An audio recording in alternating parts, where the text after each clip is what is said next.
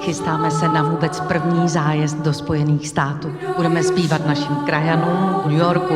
Jo, to by byl můj sen.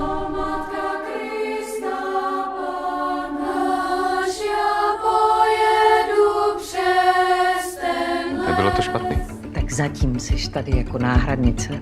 Co je s tou holkou, co jsem to místo ní? Se bojí, že ještě přijede, co?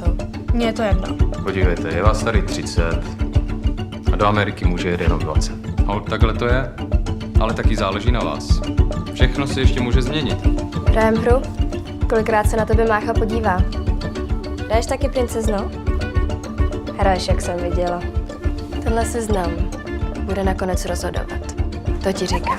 Každé soustředění před zájezdem je těžké. Je to nápor jak pro holky, tak i pro mě. Je to svým způsobem zátěžová zkouška. Nepaře tak na mě, že si úplně zlá. Jsou rána, kdy to nekončí. Na stole zbylo trochu vláhy vína. Chceš si konečně zkusit tu saunu? Jeho vina! Moje vina! Dlouho jsme tady neměli takový hlas, jako máš ty. Fakt?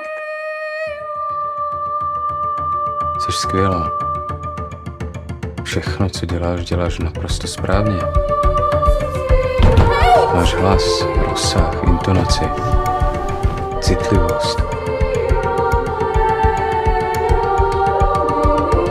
Jsi opravdu výjimečná.